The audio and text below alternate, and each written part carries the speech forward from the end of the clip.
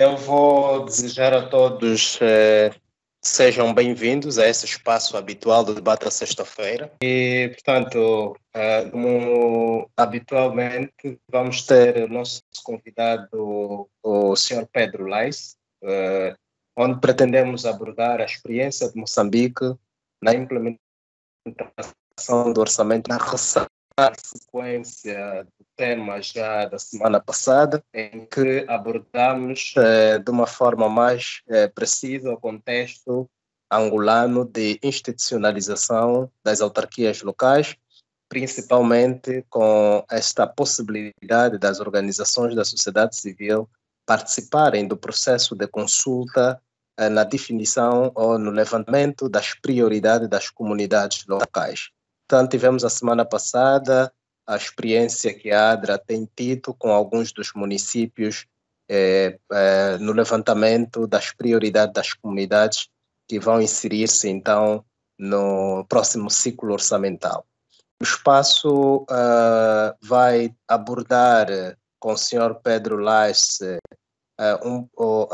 basicamente como é que tem sido o processo de organização em Moçambique, processos de consulta, definição de prioridades, qual tem sido o papel dos governos locais num contexto em que Moçambique já está implantada há muitos anos as autarquias locais, qual tem sido o papel também da sociedade civil e que mecanismos existem para monitorar o processo, que avaliações são feitas ao processo, quais são as vantagens que este processo tem trago para as comunidades na resolução dos problemas locais e, em última instância, como é que tem servido para o reforço da democracia, da transparência e da prestação de conta. Portanto, no fundo, é um bocado este o contexto que gostaríamos de ouvir na primeira pessoa, de alguém que vive e que trabalha muito com estas questões de cidadania, de orçamentos participativos. É dizer que o senhor Pedro Lais é oficial de Relações Internacionais da Associação Nacional dos Municípios de Moçambique. Então, tenho dito, vou então agradecer ao senhor Pedro Lais por ter aceito o nosso convite e de seguida passar-lhe a palavra para que em 20, 30 minutos possa fazer a sua explanação e depois teremos um momento de intercâmbio, troca de impressões, perguntas e respostas. Muito obrigado. Passo a palavra, por favor. Bom, muito obrigado, João. Obrigado a todos. E obrigado também pela oportunidade. Estamos a partilhar, a aprender um pouco também deste processo muito importante que é a descentralização e a participação cidadã, né, na governação dos municípios. Bom, meu nome é Pedro Lais, como o João já tinha dito. Sou oficial de Relações Internacionais na Associação Nacional dos Municípios, já faz uns 10 anos, mais ou menos. Então, tenho assistido muito a este processo de descentralização, particularmente a questão do orçamento participativo em alguns municípios. Bom, um pouco sobre a Associação Nacional dos Municípios. Bom, ela foi fundada em 2004, portanto, os primeiros municípios, no foram em 1997, então, em 2004, os primeiros presidentes decidiram que cada um por si só dificilmente ia fazer chegar a sua voz ao governo, aos parceiros. Então decidiram se juntar e criar a Associação Nacional dos Municípios para defender os interesses deles próprios, portanto, dos municípios todos. Portanto, a ANAM funciona como a voz dos municípios. E, bom, um dos principais parceiros que nós temos é o próprio governo em si. Às vezes o governo pensa que estamos a competir, mas não é bem assim, né? Aquilo é uma questão de complementaridade. Temos os tantos parceiros de cooperação também que trabalham conosco. Bom, orçamentação participativa. Bom, esta é uma ferramenta, bom, como já provavelmente tenham discutido aqui, de gestão municipal, e ela permite a prossecução de um dos principais objetivos, digamos assim, ou princípios básicos da democracia, que é a participação direta dos municípios. Portanto, a ideia é que as comunidades sejam envolvidas no processo de tomada de decisão.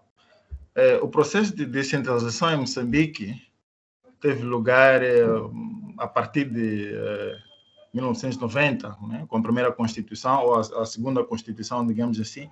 Ela já foi abrindo espaço para a eleição de governos locais. Portanto, desde 90, 94 houve o Acordo de Paz, em 99 houveram as primeiras eleições autárquicas. E o país seguiu o princípio do gradualismo, isto não se municipalizou o país todo de uma vez, mas foram em fases. Portanto, as primeiras autarquias a serem criadas foram 33, no mandato seguinte foram acrescidas mais 10, no mandato seguinte e assim por diante. Hoje estamos a 53 municípios. O processo parou um bocado porque, bom, o governo achou que devia refletir um pouco este processo, como é que elas são criadas, porque hoje se fala que algumas autarquias são insustentáveis, então há um debate se vale a pena continuar e não, mas bom, hoje estamos em 53 autarquias. Vamos ver o que acontece no próximo mandato, que é já daqui a 3, 4 anos. Portanto, o governo foi seguindo este processo, então começamos com 53 autarquias em 1997, e já nesta altura, na implantação das primeiras autarquias, já era visível o grande desafio que esses municípios tinham. Portanto, no papel era uma coisa espetacular, uma coisa bonita, diferente, né? Mas na prática houveram muitos desafios. Os desafios que eram humanos, financeiros, técnicos. Portanto, é um pouco disto que está a acontecer, digamos agora, com este novo modelo de governação a nível das províncias. Nós temos os governadores, são eleitos, ninguém sabia como ia ser, é uma experiência que estamos a ter agora. Agora dá para ver que há ajustes que devem ser feitos neste modelo de governação. Assim aconteceu também com as autarquias, portanto, alguns não estavam preparados para tal.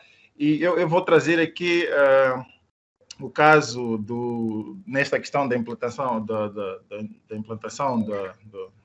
orçamento participativo, o caso do município, que foi um dos primeiros municípios com esta experiência, que é o município do Dondo. Portanto, é um município relativamente pequeno, cerca de 75 mil habitantes. Portanto, nos primeiros anos da sua implantação, esta questão das dificuldades foram surgindo. Portanto, começou a ser visível que, por si só, o município teria grandes dificuldades em resolver, em responder a todas as demandas, portanto, dos municípios. Era um conceito novo de governação local. As pessoas não sabiam o que esperar do próprio município, mas sabiam, no fim do dia, que quem deve resolver o problema é o presidente do Conselho Municipal, o qual nós elegemos. Portanto, mas ainda havia também a expectativa era, digamos assim, muito grande. Há pessoas que não sabiam dividir, digamos assim, o que é que deve ser resolvido pelo município, o que é que deve ser resolvido por outras instâncias. Portanto, tendo-se percebido que sozinho o município ia ter problemas em responder a todas as demandas, o município organizou-se. Portanto, houve uma história, bom, o presidente deste município contava muito. Ele dizia, por exemplo, que as pessoas iam ao gabinete dele bater a porta. Olha, senhor presidente, eu não tenho pão em casa hoje, mas eu votei assim, preciso de pão. A minha filha está doente, não tem medicamento, mas nós votamos assim. Então, a minha rua tem problemas sérios de intransitabilidade. E as pessoas ainda não tinham consciência daquilo que era feito. Mas algumas questões, o presidente foi perguntando, por exemplo, olha, se a tua rua está intransitável, já sabe como é que podemos juntos resolver este problema? Não, eu posso diminuir um pouco do meu quintal e doar ao município, digamos assim, para que a rua seja larga. Portanto, as pessoas foram começando a se envolver assim. Mas, antes desta questão, o município tomou consciência de que devia se organizar em termos para lidar, digamos assim, com os diferentes atores a nível do município. Como é que se relacionava com o setor privado? Como é que se relacionava com a estrutura do bairro, porque a estrutura do bairro também, vamos dizer assim, que era muito política ainda. Bom, a guerra acabava de terminar há cerca de 10 anos, mas ainda haviam aquelas divisões políticas muito sérias. Então, a estrutura do bairro era muito política e não muito flexível. Portanto, houve necessidade de treinar ou consciencializar, voltar a refazer a estrutura do bairro para que ela fosse mais flexível e respondesse ao governo municipal, portanto, não respondesse a assuntos partidários. É verdade que no fim do dia era um bocadinho difícil de distinguir isso, mas houve essa necessidade das duas partes. O município teve que treinar a si mesmo também, voltar a treinar os técnicos, começar a treinar os técnicos municipais em matéria de educação cívica, digamos, em matérias de planificação, porque havia problemas sérios também neste conceito de planificação. Os municípios estavam todos a começar, então havia os problemas de capacidade humana. Portanto, no caso do município de Dondo, o município primeiro estruturou-se com apoio, naturalmente, de algumas organizações da sociedade civil que existiam lá no município, e o município foi formando os bairros, foi formando os bairros que já estavam reestruturados. Portanto, só para ter uma ideia do que é uma estrutura de um bairro, no nosso caso aqui, um bairro aqui é composto por cerca de 3 unidades. Temos o chefe de 10 casas, né? Ele controla as 10 casas respectivas. Depois temos o chefe de quarteirão, depois temos um chefe de uma unidade, então depois temos o líder comunitário. Portanto, ele é que no fim do dia responde por esse mesmo bairro. Então, essa estrutura foi estabelecida e estes que compunham essas mesmas estruturas, portanto, cada um deles, né, foi sendo treinado para que tivesse a consciência de que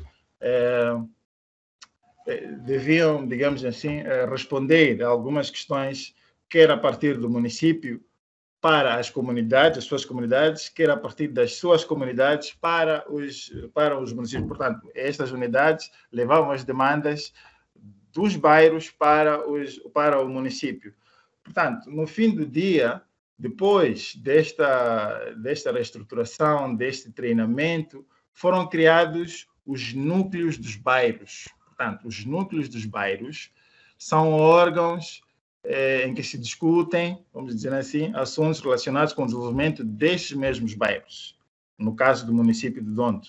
Portanto, estes núcleos foram formados, foram capacitados a partir com apoio das organizações da sociedade civil, foram capacitados também com algum apoio do próprio município, para que o município sentiu o peso, digamos assim, sozinho, que gerir as demandas todas seria um bocadinho complicado, né? Então, achou por bem ter os próprios munícipes, os próprios cidadãos a fazerem parte deste processo. Mas como sozinha não podia fazer, tivemos estas organizações da sociedade civil, tivemos alguns parceiros de cooperação também a apoiar neste processo de capacitação, portanto, dos bairros, das unidades, portanto, a nível dos bairros, e tivemos também a capacitar os técnicos municipais.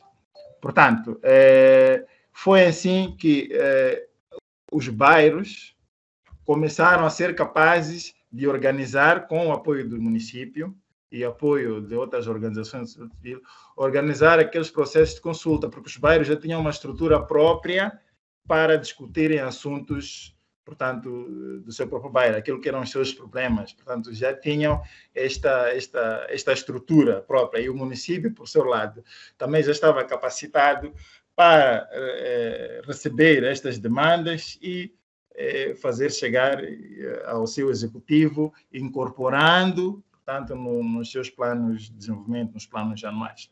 Portanto, quem organiza o processo todo de consulta e prioriza as comunidades locais.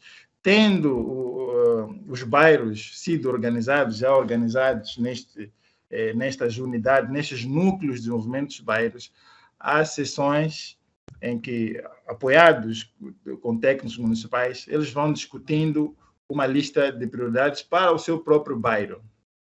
Portanto, este núcleo de desenvolvimento do bairro reúne-se com uma certa periodicidade. Bom, antes do processo, o processo começa mais ou menos em janeiro, no primeiro trimestre, reúne-se e discutem, olha, a nossa prioridade é água, é estrada, vamos dizer assim, é transporte público.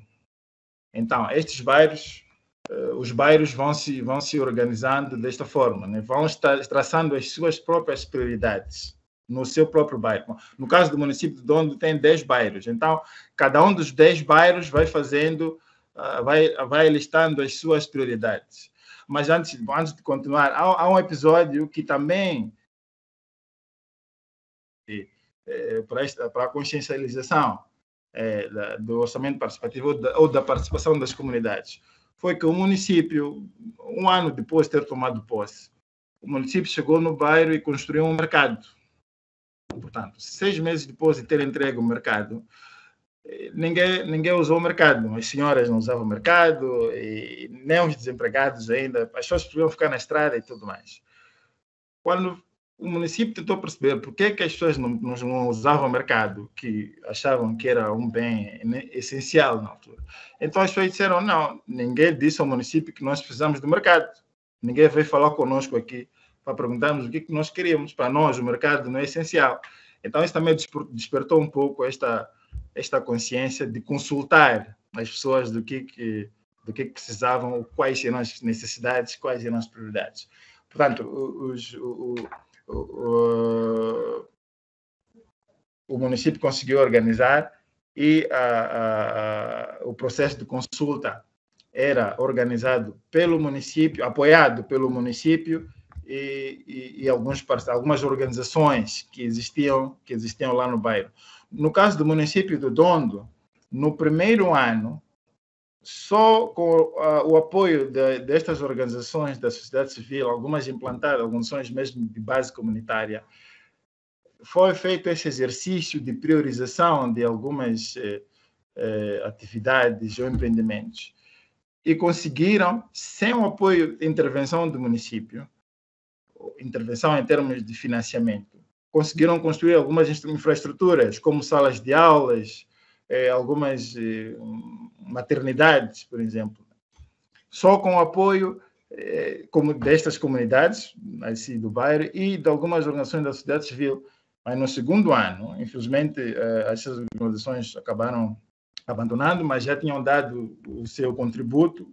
O município alocou uma verba, uma percentagem para alocou uma percentagem para aquele bairro, portanto, para o orçamento daquele bairro. Significa o quê? Que antes do exercício, do exercício seguinte, o município diz, olha, o bairro A tem para o ano de 2022 $100. Vamos dar um exemplo. Então, os municípios, os bairros, vão fazendo as suas prioridades consoante o teto já estabelecido. Portanto, o município já dá um teto. Houveram momentos em que a priorização chegava a cerca de, vamos dizer, 10 atividades, mas muito acima do teto. Portanto, o município acolhia estas prioridades, mas chegava no fim do dia e não tinha verbas, né, para fazer esta demanda toda. Daí que foi introduzida também esta questão do teto orçamental que existia para aquele ano para determinados bairros. Portanto, esta foi algo que aconteceu depois de se ter percebido que só recolher as demandas não era suficiente. Então, o município tinha que estabelecer, olha, bairro A, para o ano 2022, o teto é este.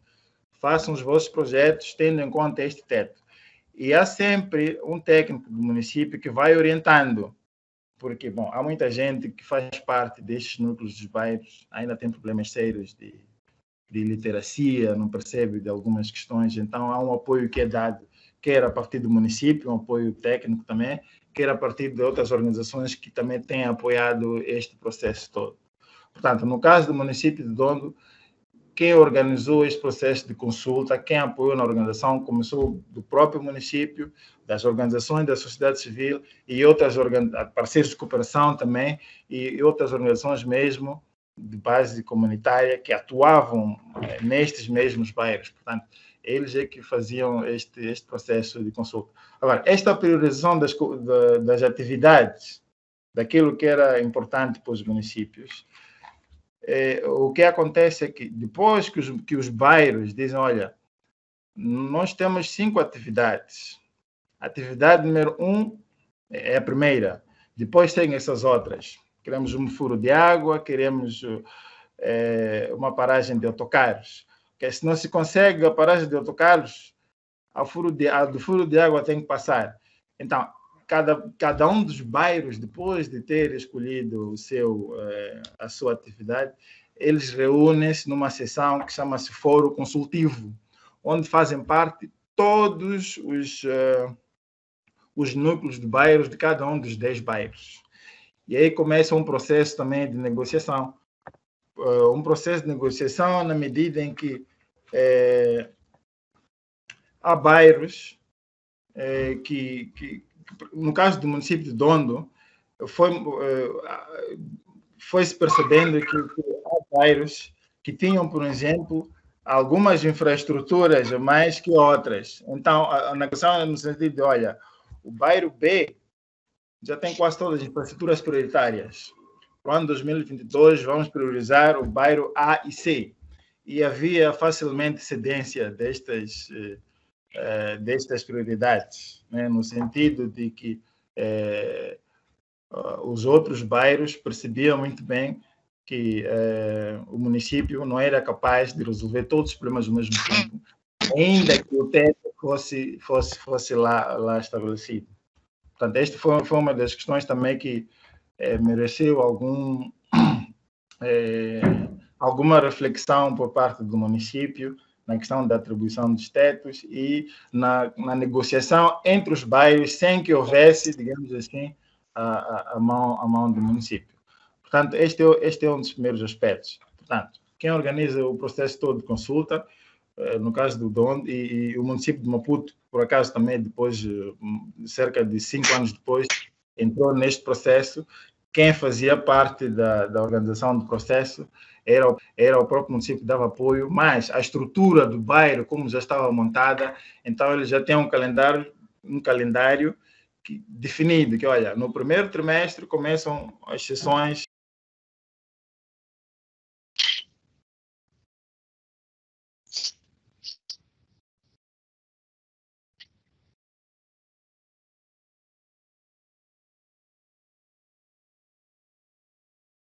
Alô, Pedro? Parece que perdemos o Pedro. Alô, Pedro?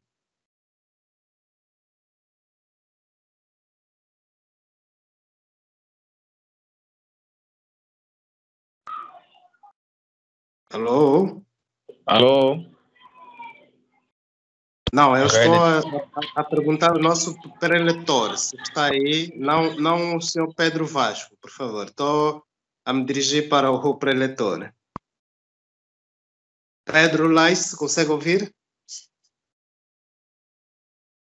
Penso que perdemos por instante o preletor. Eu vejo que ele está aí, mas já não consigo ouvir nada.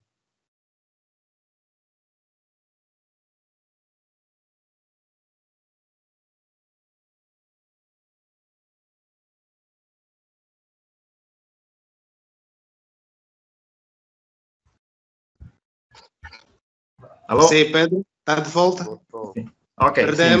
Perdemos por um instante. Certo.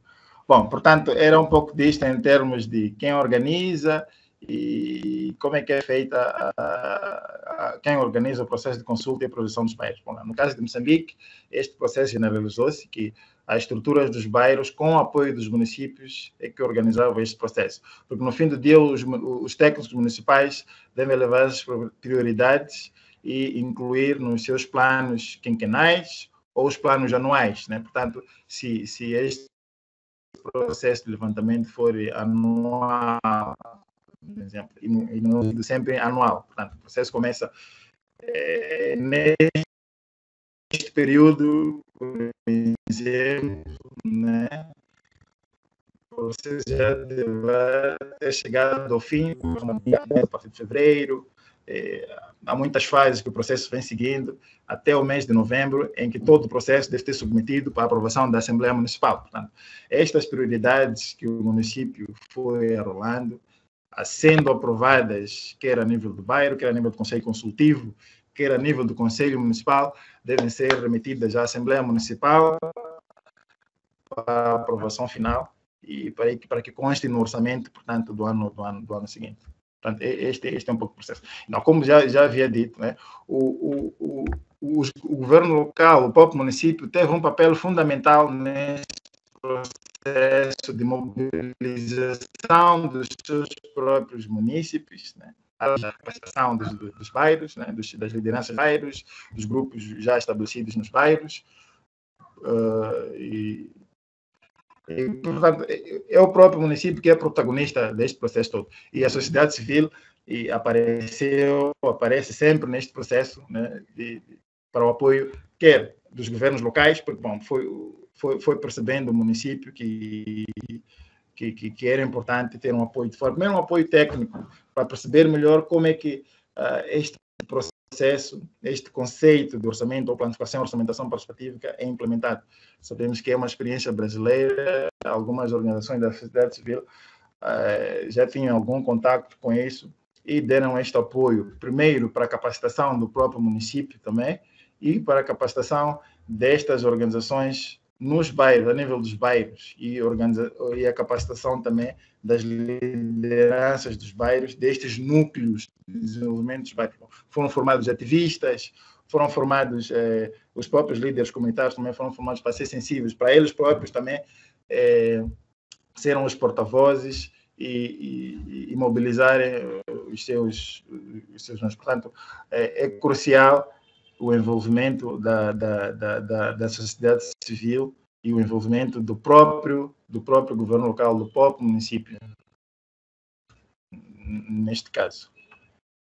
E, bom, em termos dos processos ou mecanismo de monitoria e avaliação, bom, esta tem sido uma atividade sistemática, digamos assim. Ela consistia mais ou menos, ou consiste na verificação daquilo que é a execução do orçamento. O dono, ele já tinha uma calendarização daquilo que eram as reuniões que deviam ter sido feitas, ou deviam ser feitas neste processo todo. Algumas entidades, como foram o consultivo, mas os núcleos dos bairros,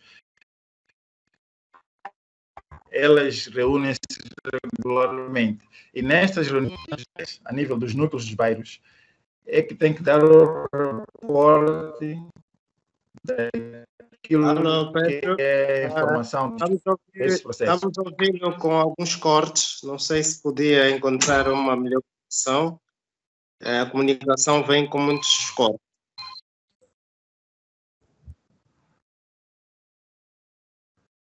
Alô, Pedro? Agora está melhor? Estamos ouvindo com muitos cortes. Alô? Sim? Alô? Estou ouvindo. Pode prosseguir, se faz favor. Sim, sim. Eu disse, pode prosseguir.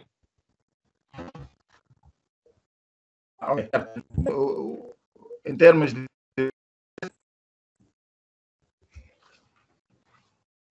Alô?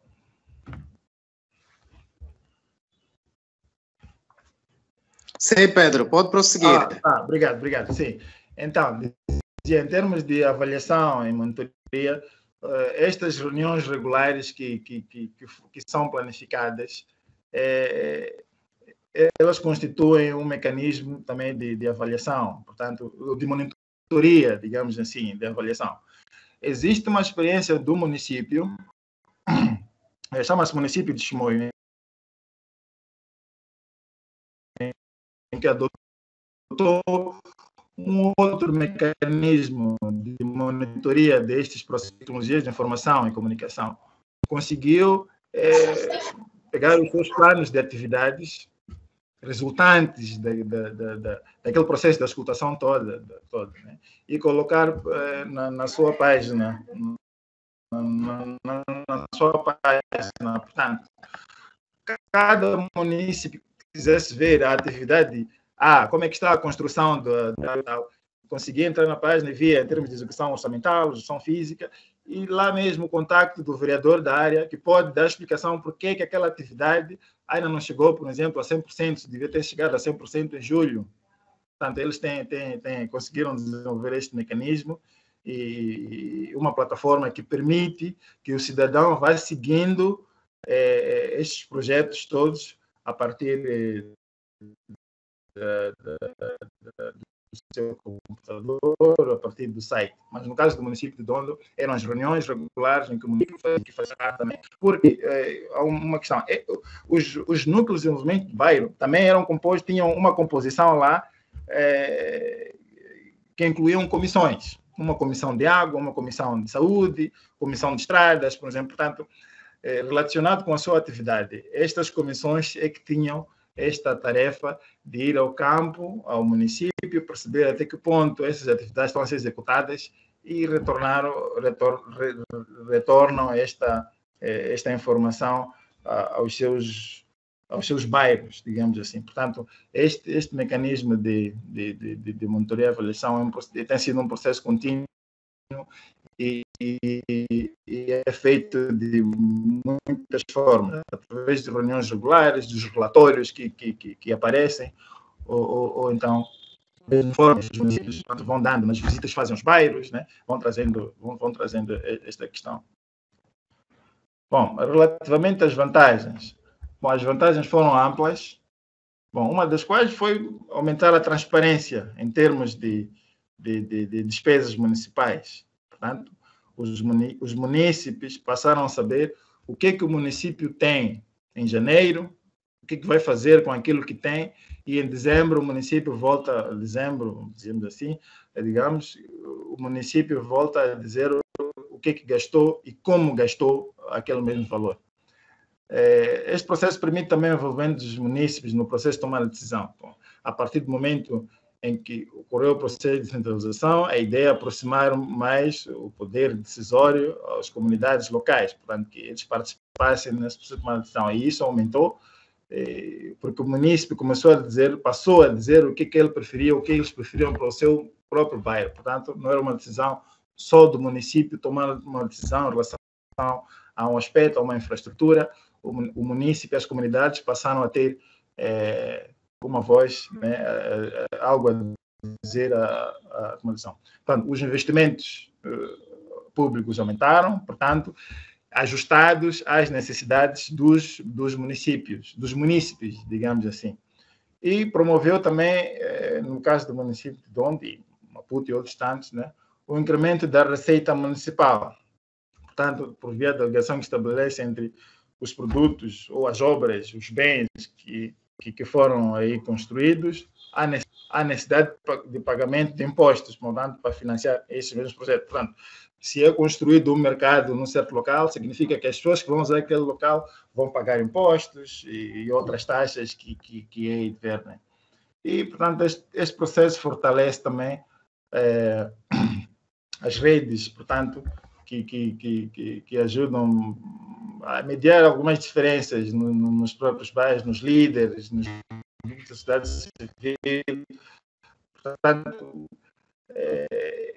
fortalece aquilo que é o papel das próprias lideranças nos bairros, as organizações que estão implantadas nesses mesmos bairros tornam-se cruciais para este processo de governação inclusiva. Portanto, aumenta a transparência, como já dissemos, e introduziu também a cultura de prestação de contas. Aumentou muito a legitimidade, portanto, de muitos coisas. Portanto, a desconfiança terminou, porque o processo todo é aberto. A partir do momento em que o município vem dizer o que tem para gastar e depois vai reportando, vai fazendo a prestação de contas, explicando como é que este processo, como é que este orçamento é gasto. Portanto, terminam muito as desconfianças neste processo, em termos daquilo que são, e reforça aquilo que que é, no fim do dia, o objetivo da descentralização, que é o reforço da democracia e tudo mais. Agora, há certos pressupostos que foram, que depois deu para perceber. É muito importante o compromisso político, a vontade política nestes todos. No mesmo município de Dondo, tivemos um presidente que ficou, cada mandato, que são 5 anos em cada município, ele conseguiu ficar 5 mandatos, portanto 15 anos, implementando este processo de governação participativa. Por acaso o município ganhou alguns prêmios pela experiência que tinha. No entanto, no 4º mandato, entrou um novo gestor, foi eleito um novo presidente e ele descontinuou com este processo todo. Uma vez que as comunidades, os bairros todos já estavam, já haviam enraizado este processo, foram pedir contas ao presidente novo. Olha, nós temos nunca, desde que sabemos o que é município, sempre nos vem pedir aqui a nossa opinião sobre o que deve ser feito, mas o que está a acontecer agora? Então o presidente lá contou histórias, mas no fim do dia, sob muita pressão, ele teve que ceder, mas não andou. No município de Dondo, quase não andou, ficou parada durante 5 anos, porque não havia esta vontade política de continuar. Porque acontece um pouco disto, bom, esta coisa do orçamento participativo era do presidente João, então quero quebrar todos os laços com ele, nada disto. Né? Mas no fim do dia, era uma coisa, vamos dizer assim, como que institucionalizada a nível dos bairros. É verdade que não há um comando, entendo, no município que diga, olha, o orçamento participativo é obrigatório, é mandatório e tudo mais. Não há nisto. A questão da vontade política é uma questão fundamental. Sem isso, dificilmente se avança com esse processo. Por mais vontade que as comunidades tenham, os municípios tenham, as organizações da sociedade civil tenham, mas o compromisso político é também uma questão fundamental neste processo todo. Portanto, é um pouco disto que é partilhar. Bom, peço desculpas agora porque acabei perdendo a apresentação e algumas coisas acabaram ficando de lado, não podendo dar a apresentação completa, mas poderei recuperar a apresentação e fazer chegar aos demais. Portanto, eu acho que já temos uma base para conversar e obrigado. Muito obrigado, Pedro. Se estivéssemos juntos, eu iria pedir que dessemos uma salva de palmas, mas acho que cada um pode, onde estiver, fazer isto. Obrigado por essa apresentação e por essa partilha. Breves notas em relação à questão do incremento de receita municipal.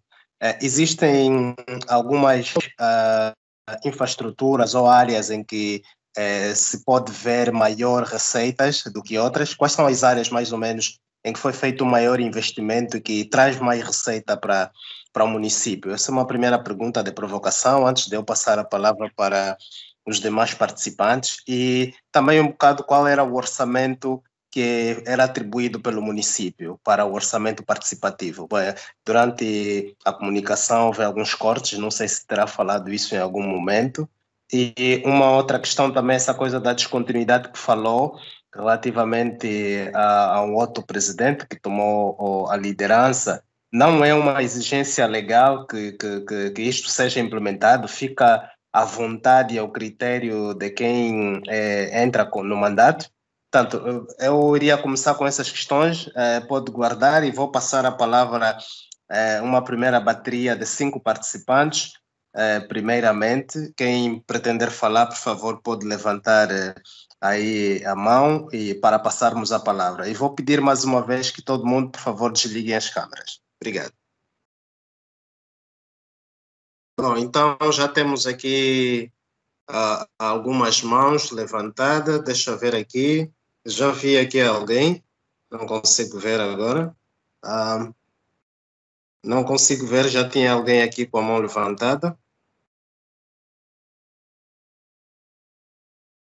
Pedro, enquanto isso, penso que pode começar a responder às questões que lhe coloquei, enquanto aguardamos a participação dos demais. Ok, bom, muito obrigado. Bom, relativamente à questão de receitas, uma das Bom, o município tem a autonomia administrativa, patrimonial e financeira e tudo mais, né? Então, parte das receitas próprias, né, advém de atividades econômicas, né, através ou de taxas de atividades econômicas, sobretudo de infraestruturas como mercados. O município constrói mercados, melhora mercados, na expectativa e a utilização desses mercados é pago. Bom, se temos uma situação onde as pessoas não têm esta infraestrutura, vão praticando este comércio de forma informal, dificilmente o município tem receitas. No entanto, tendo estas infraestruturas, é muito fácil, fica muito mais fácil mobilizar a receita através da coleta de taxas e impostos, os quais devem ser pagos para a utilização destes mesmos mercados. Há outras infraestruturas, como ligadas ao saneamento, a maioria de questão de saneamento, porque existe uma taxa de saneamento que é também cobrada. É verdade que nem todos os municípios agora estão a cobrar essa taxa, mas há categorias, como a categoria B e C, já podem fazer cobrança dessas taxas de saneamento. No entanto, isso pressupõe a melhoria deste tipo de infraestruturas, porque são potenciais fontes de receitas. Bom, relativamente a uma apresentação de orçamento, no caso do município do mundo, foram 10% do orçamento global que eles tinham. Portanto, 10% foi retirado para fazer o orçamento participativo. Há outros municípios que foi uma percentagem menor, 5%, mas é sempre tirado uma parte para o orçamento. Bom, sobre o último aspecto, sim, não é legal. Portanto, já houve essa discussão em tempos. Bom, se devemos institucionalizar o orçamento participativo, como que legalizar, né? ser de lei que os municípios, que os gestores municipais implementem esse processo de governação participativa. Não é de lei. No entanto, a ANAM, a Associação Nacional dos Municípios, para incentivar esta questão, a implementação deste processo, criou uma rede de orçamento participativo, rede moçambicana de orçamento participativo. A ideia era juntar os diferentes municípios, né, que implementavam esta forma de governação participativa. Porque, bom, há municípios que implementam, mas de formas diferentes. Existem modelos diferentes. Portanto, a ideia era agrupar estes municípios e um dia desses chegarmos a essa questão da institucionalização legal deste processo de orçamento participativo. Infelizmente, de uns anos para cá, cerca de 2, 3 anos, esta rede está um bocado inativa, mas o propósito da rede é chegar até a institucionalização deste processo em todos os municípios nacionais, porque de uma ou de outra forma implementa o orçamento participativo. As metodologias são diferentes, os processos são diferentes, mas de uma ou outra forma ela acontece. Obrigado. Ok, obrigado, Pedro. Parece que aqui em Angola teve uma inovação. Começou pelo processo de institucionalização, criando um quadro legal para o efeito. Bom, eu vou passar a palavra então para Ore Kinanga, depois Teves e, por último, Mabokika, por enquanto. Por favor, por esta ordem, podem começar a falar. Sim, boa tarde. Fala o senhor Kinanga Pedro, a partir do Luís. Eu tenho 2 questões a fazer ao nosso preleitor. A primeira questão será que o orçamento participativo tem mais impacto com a implementação de eleições autárquicas? Se sim, a segunda é, como será medido o orçamento participativo após a implementação de eleições autárquicas no país? São apenas essas 2 questões. Desculpa. Ok. Boa tarde. Boa tarde. Esteban Chitungo, falo a partir do IGE.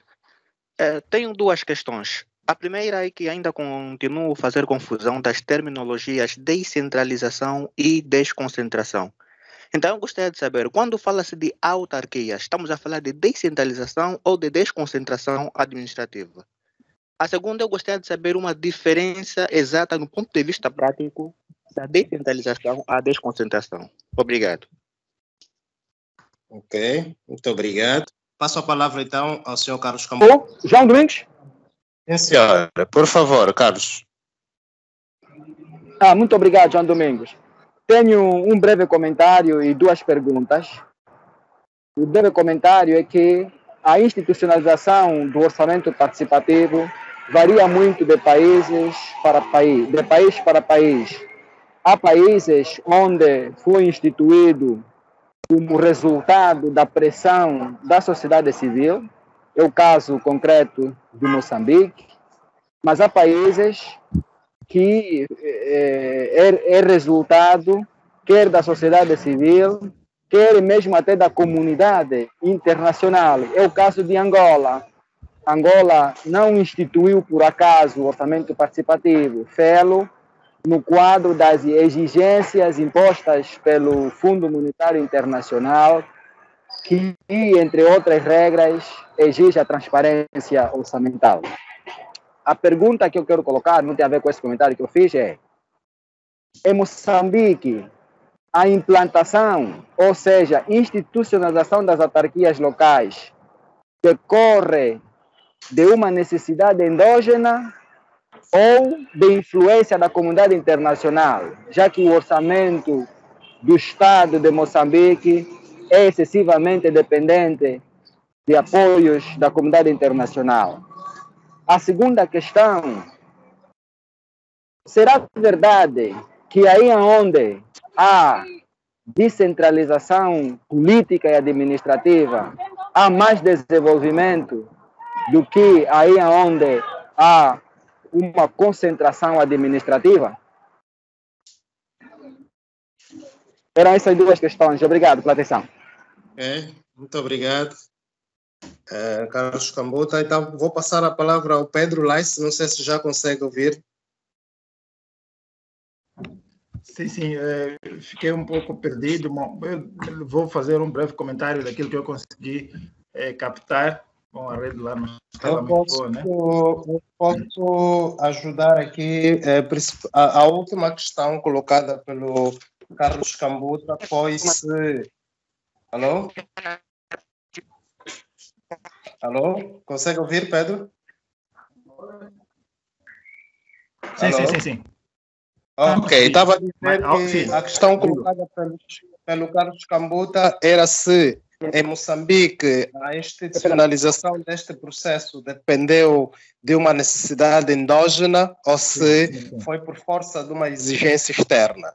E também coloca a questão que será verdade que aí onde há maior descentralização há maior propensão para ter um desenvolvimento do que numa realidade contrária, que há maior concentração administrativa. Foi essa a questão colocada.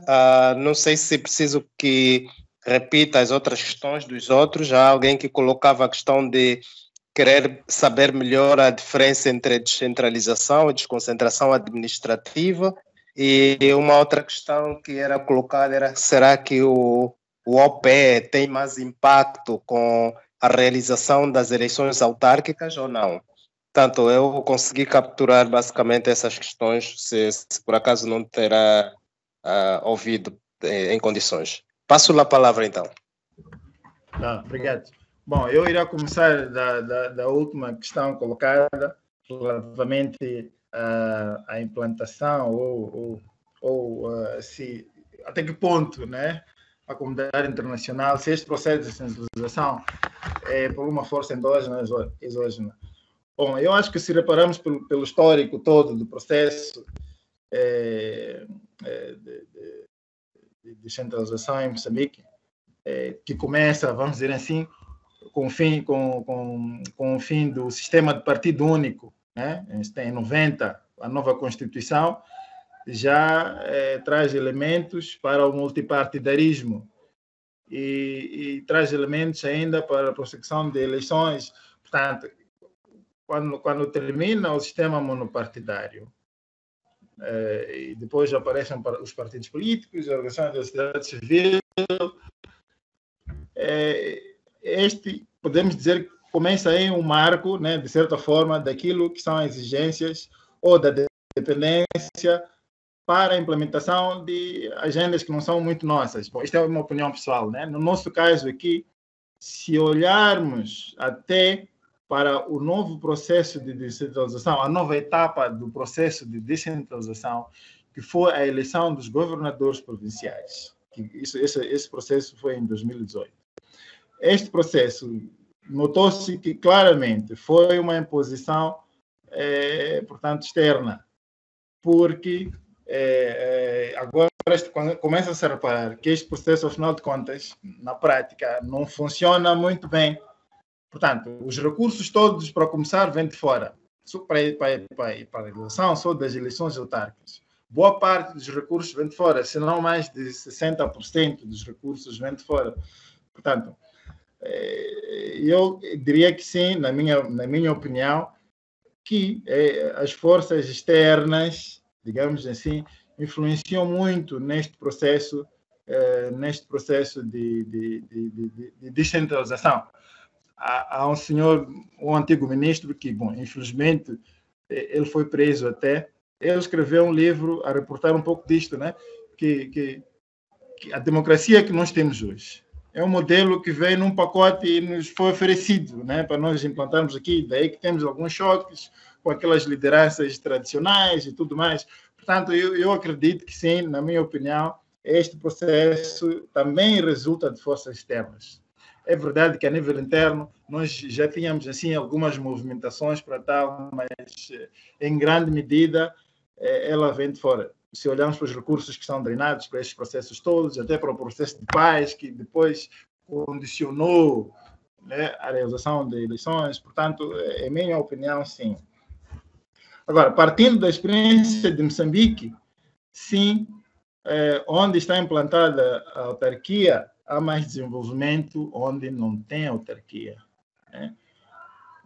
Os municípios começam a ser mais criativos neste processo todo de desenvolvimento, porque eles têm autonomia administrativa, financeira e patrimonial. Portanto, o município, a cidade de gerar receitas, dependendo de cada cidade, localização e tudo mais, aqueles outros aspectos, aqueles outros fatores históricos, geográficos e tudo mais, conseguem, de certo modo, gerar riqueza a partir destas premissas de autonomia administrativa, financeira e patrimonial. Os municípios têm esta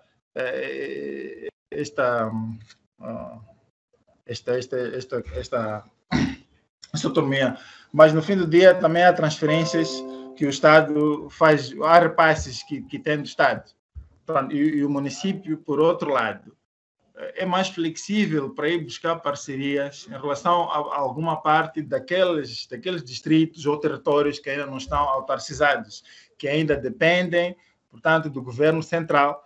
Portanto, daí, fazendo ponto com este pequeno comentário da questão da descentralização e da desconcentração. Portanto, por um lado, nós temos o caso dos distritos aqui, que ainda tem, vamos dizer assim, uma delegação de poderes. Portanto, é uma governação indireta a partir do governo central que tem, portanto, aqui, os distritos, no nosso caso. Enquanto que no processo de descentralização há esta questão da autonomia, portanto, autonomia administrativa, patrimonial e financeira. Portanto, eram estes comentários que ia fazer relativamente às duas questões, a do Carlos e a do, não captei o nome, sobre a desconcentração e a descentralização. Bom, uma outra questão, se o OP tem mais impacto com a relação das eleições autárquicas. Bom, daquilo que é a minha experiência, né? Daquilo que eu tenho vindo, não vejo assim, no nosso caso em particular, né? Não vejo assim o tipo de impacto que pode ter é na credibilização de um certo manifesto, vamos dizer assim, não todo. Eu acho que, como teria dito, né, a questão do orçamento participativo, no nosso caso, que não está institucionalizado ainda, tipo, não é uma imposição legal, ela criou esta questão de transparência e legitimidade. Portanto, os eleitores terão maior simpatias com aquele que é mais transparente, que mostrou ser mais transparente no nosso caso. Agora, fazer uma relação direta entre eleição e orçamento participativo, bom, não sei se caberia muito bem daquilo que é a nossa experiência cá. Porque, bom, as eleições vão ocorrendo, os resultados saem, há municípios que não implementaram o processo de orçamento participativo, né? Mas, bom, este processo continua, né? Bom, não sei se deu para, com estes comentários, dá para, portanto, avançarmos um bocadinho e refletirmos um bocadinho mais sobre essas questões todas que foram aqui colocadas. Obrigado. Ok.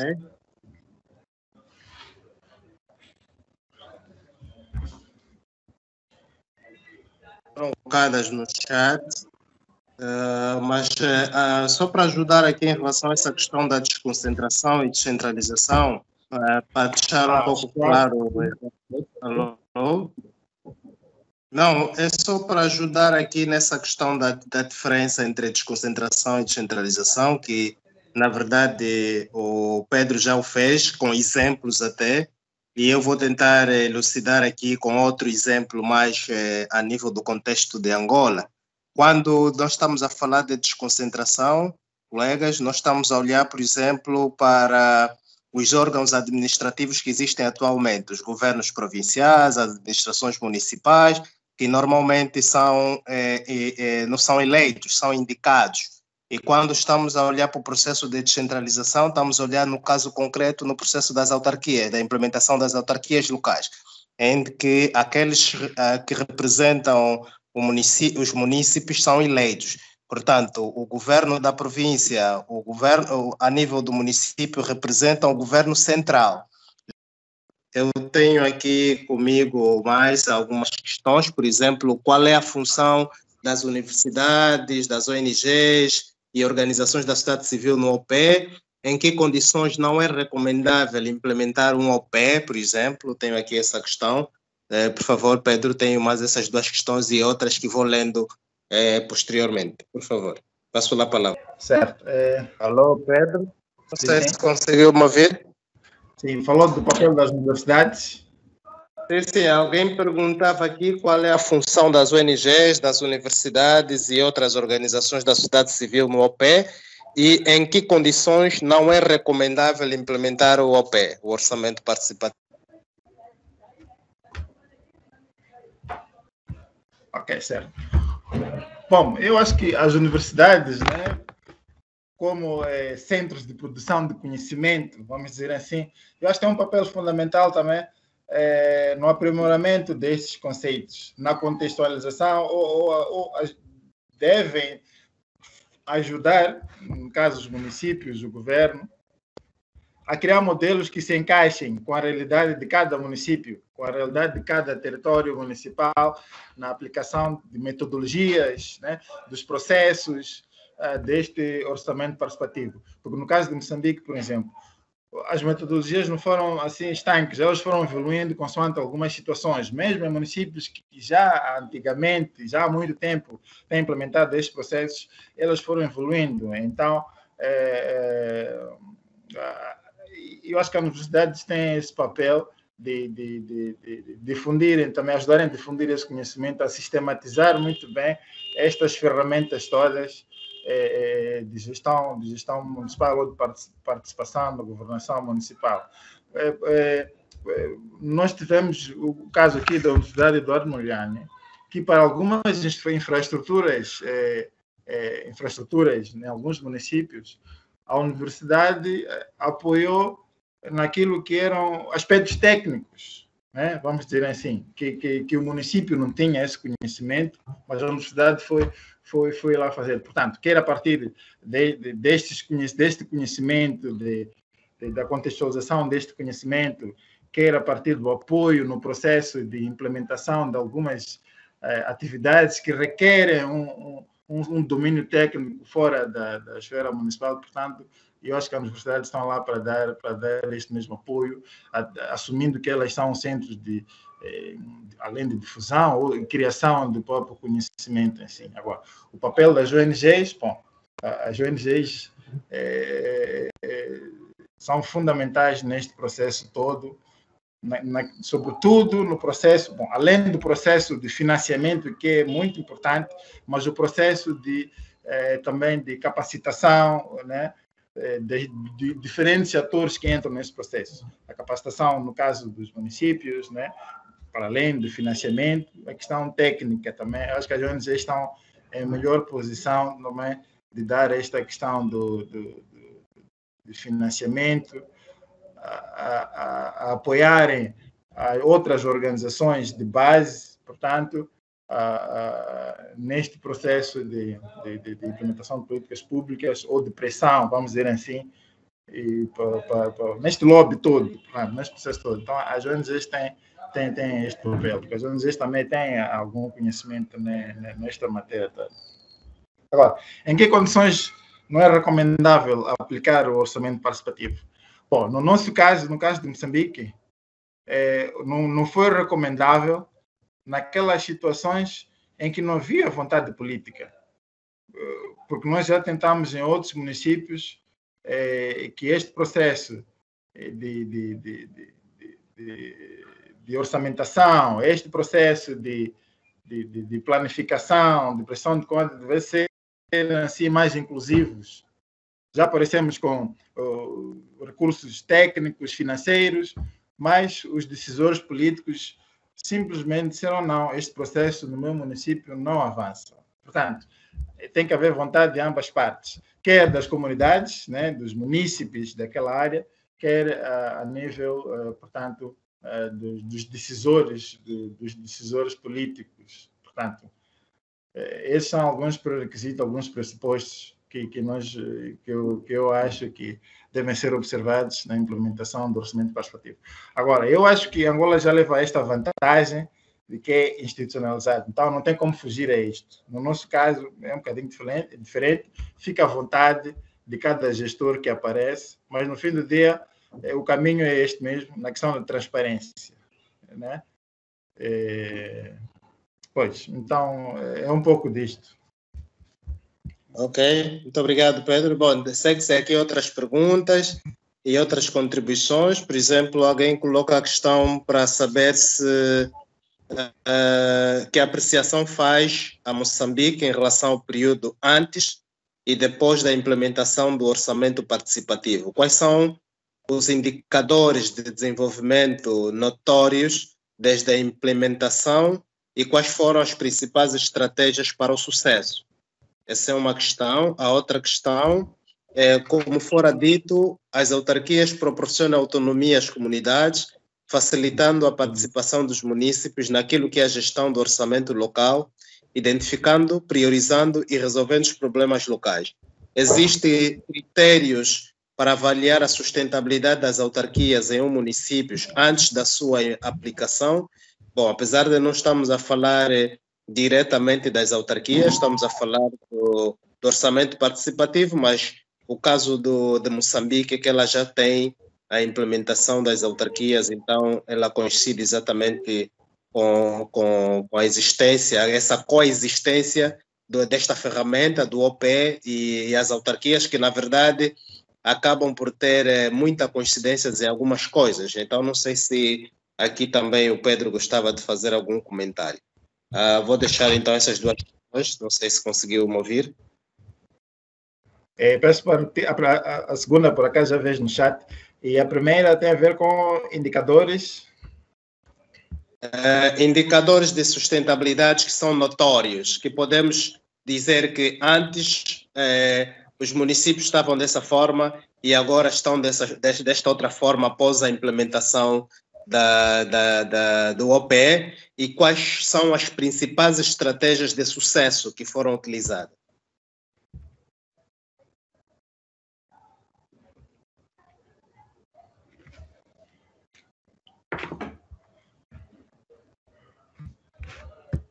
Bom, Relativamente aos indicadores de sustentabilidade, bom, eu não iria aqui dar, vamos dizer assim, detalhes muito técnicos relativamente a esse aspecto, mas eu ia fazer um comentário no sentido de que a orçamentação, a introdução da orçamentação participativa trouxe mais veio alavancar, vamos dizer assim, a questão da cidadania. Portanto, os munícipes, nestes municípios onde foram introduzidos, foram se apercebendo que, afinal de contas, a gestão municipal ou a gestão autárquica, ela é feita, não é feita simplesmente a partir do gabinete, digamos assim. Portanto, ela é feita a partir de um conjunto de elementos ou de atores que existem no próprio município. Portanto, o município não passa a ser o todo-poderoso. Existe um contrapeso, vamos assim dizer esse conceito, uma espécie de check and balance, né? Não sei se podemos aplicar esse termo, que chama também a responsabilidade do próprio munícipe. Portanto, a cidadania, eu acho que é um elemento que veio à tona com esse aspecto todo. É verdade que nós temos uma questão muito séria de iliteracia, que as pessoas depois não conseguiam perceber muito bem o que estava a acontecer, até que ponto eram legítimas, né? Aquelas prioridades, porque grande parte... Assim, a questão da representatividade também é uma questão que foi levantada, mas no fim do dia consegue-se perceber que com a questão da prestação de contas aumenta o nível de transparência, né? Como dizia antes. Esse é um aspecto muito importante, porque antes disso, bom, nós tivemos uns tantos escândalos, até hoje acontecem, né? Alguns que os presidentes são acusados de desvios e tudo mais, mas esse aspecto diminui muito em municípios onde o nível de transparência é um bocadinho elevado. Por outro lado, a responsabilidade da gestão da coisa pública não passa a ser simplesmente dos decisores, da máquina governativa, mas também passa a ser responsabilidade de outras forças da sociedade. Daí que o cidadão agora, bom, no caso de municípios como Beira, né, conseguem ir até o gabinete do presidente a dizer, olha, senhor,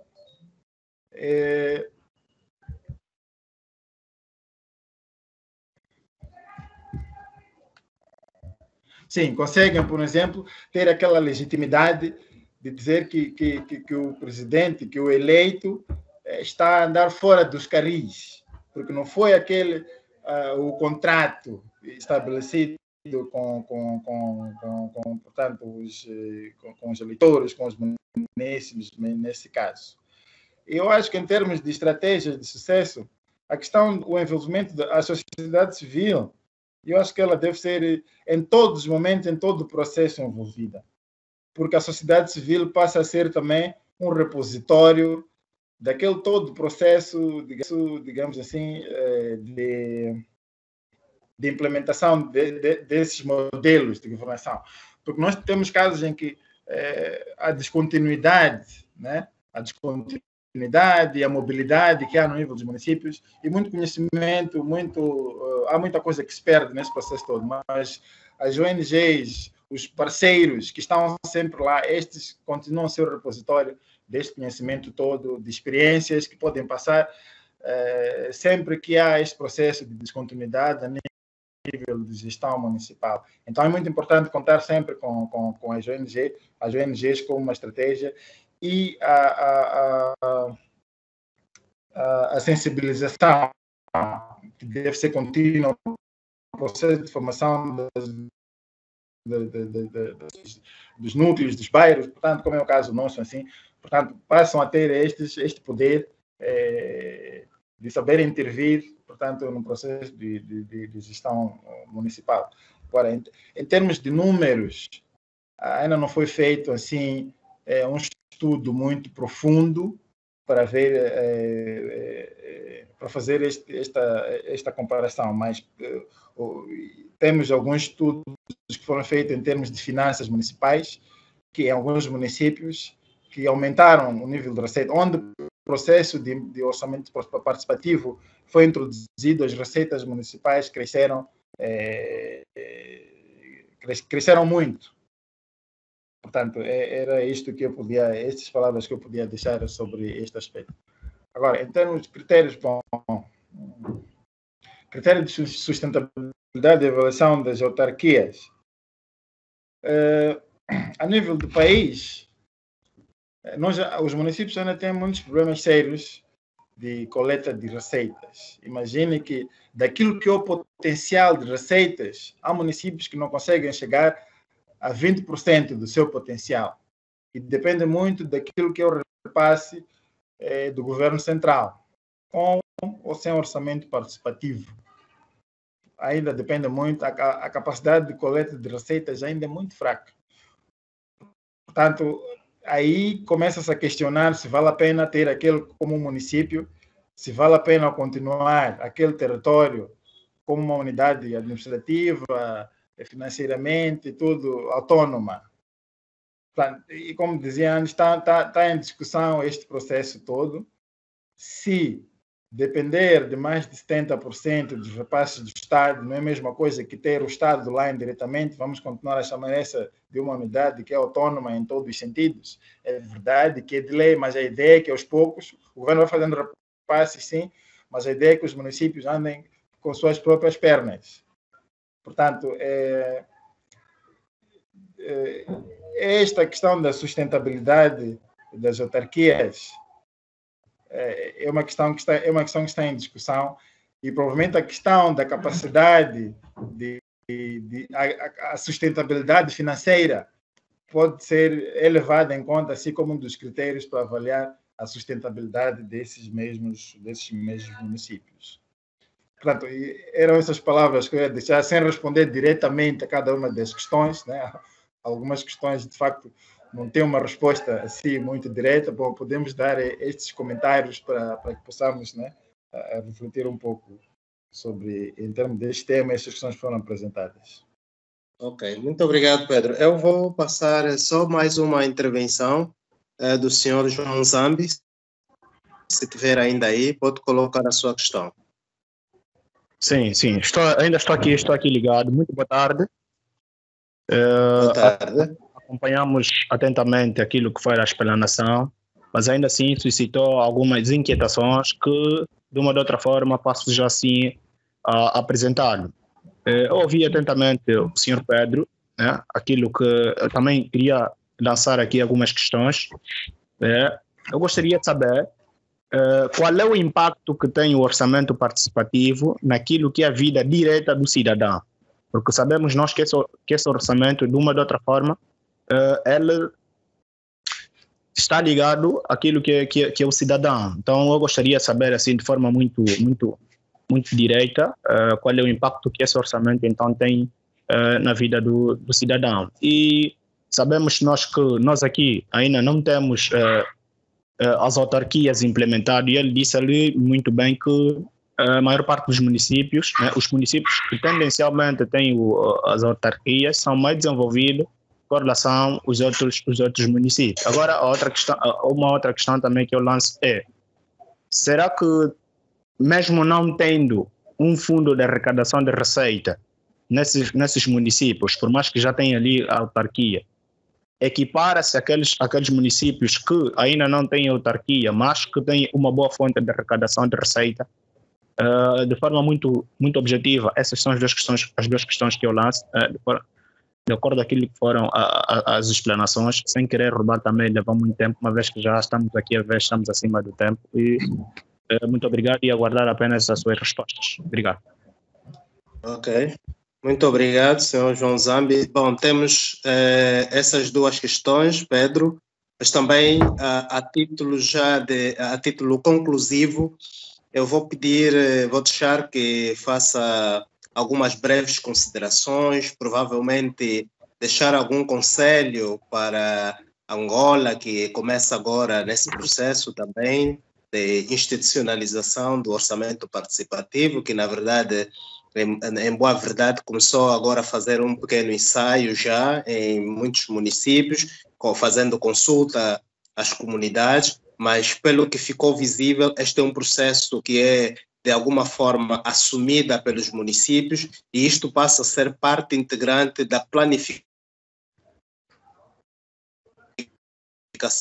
do município, ou seja, torna-se uma cultura com o próprio cidadão a nível local. E também tocou muito nas questões de cidadania, tanto o reforço da própria cidadania, não apenas esperando esse momento, por exemplo, de consulta. Eu acredito que deve haver esses mecanismos de uma forma regular até chegar a este processo de consulta das prioridades dos munícipes. E apreciei bastante, por exemplo, aquela questão que colocou relativamente à existência dos núcleos, dos bairros. Acho que essa é uma questão muito interessante. Aqui em Angola, no passado e agora sei que ainda existe, por força do apoio de muitas organizações da sociedade civil, também houve a criação de vários núcleos. Por exemplo, em Viana, aqui em Luanda, tem as ODAs, que são os núcleos de desenvolvimento local, tem as OCBs, que são as organizações comunitárias de base, no Kazenga e outros municípios, onde várias organizações da sociedade civil promoveram lideranças nessas localidades.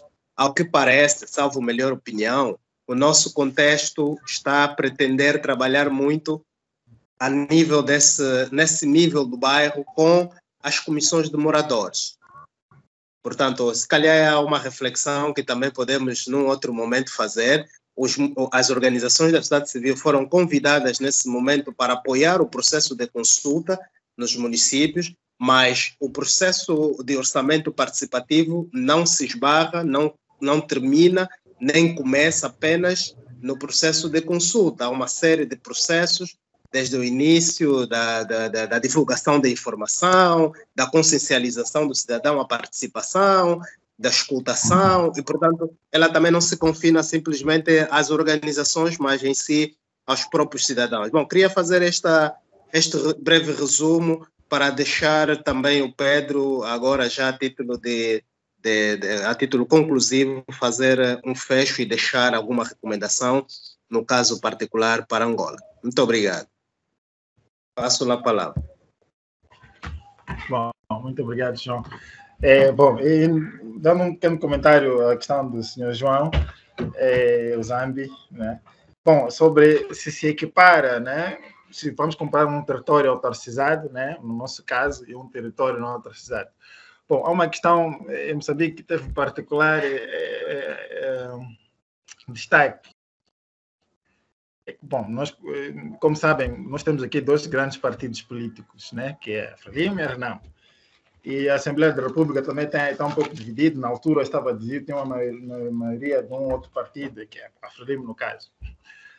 Segundo a lei, para a elevação de um território à categoria de município, há fatores que são tidos em conta, né? Há uns elementos, há critérios já estabelecidos. No entanto, na prática, isso não é observado assim à risca.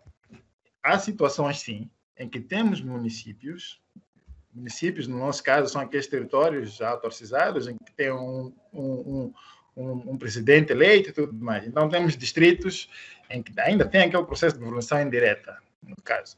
Então, há municípios nessas situações, porque, em alguns casos, alguns municípios foram escolhidos meramente por questões políticas. Portanto, temos, sim, casos em que há municípios autarcizados, eleitos e tudo mais, que são menos desenvolvidos que aqueles outros, né, que não estão autarcizados, ou seja, que ainda tem esta governação indireta, vamos dizer assim, através de administradores distritais. Nós temos esse caso, sim. Mas existe um elemento político também no elemento de escolha, vamos dizer assim, de municípios ou de elevação de municípios à categoria. Como disse, o país optou pelo princípio de gradualismo. Portanto, existem muitos... uma questão política muito forte neste processo. processo de escolha de qual território e a orçamentação participativa, a par deste processo de descentralização, de autorização, veio reforçar esta questão do cidadão, portanto, como centro, como aquele ator, digamos assim, motor deste processo de descentralização, da participação política e de governação, portanto, no fim do dia.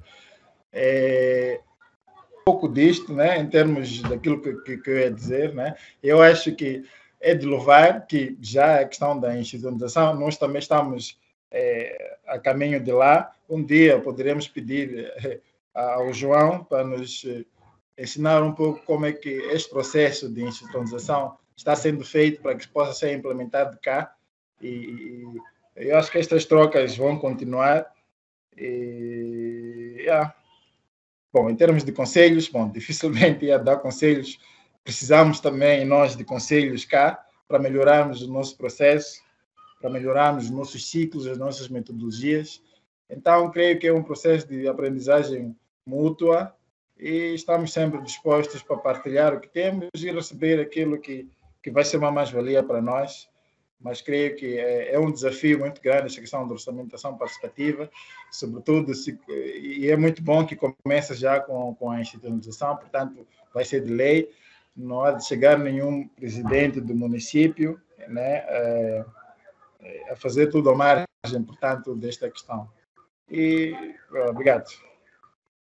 Ok, muito obrigado, Pedro. Certamente que ambos os países têm muito para aprender um do outro, e penso que Angola deu, de facto, este passo um pouco mais em termos do quadro legal para a institucionalização do orçamento participativo, inclusive criando os 2 tipos de orçamento participativos diferentes. Um orçamento que é do munícipe e outro orçamento que é participado da administração municipal. Portanto, mas muito ainda tem para se falar em termos de processos, metodologia, participação cidadã. Portanto, ainda achamos que é um longo caminho que ainda se pode fazer, mas, obviamente, também estamos conscientes de que haja aqui um legado que foi deixado e que tem sido também cultivado e promovido por várias organizações da sociedade civil, associações, até mesmo igreja, para a promoção da cidadania, do reforço da democracia e da transparência, que eu acho que, na minha opinião, devia ser melhor capitalizado pelo governo para estimular esses processos a nível local e não simplesmente ser um processo do governo, mas ter esse envolvimento das organizações da sociedade civil, até mesmo para a implementação de projetos que podem resolver os problemas localmente, sem necessariamente terem que vir do Orçamento Geral do Estado. Eu acho que esse é um grande desafio e é algo que precisamos também refletir. Portanto, muito obrigado, Pedro, por ter aceito o nosso convite. Certamente estaremos juntos em outras ocasiões. Quero agradecer também a participação de todos quantos se juntaram a nós no dia de hoje, via Teams e via Facebook, que nos acompanharam através da nossa página. Desejamos, então, um bom final do dia e fazemos votos de que a próxima semana estejamos todos juntos novamente. Muito obrigado a todos. Obrigado.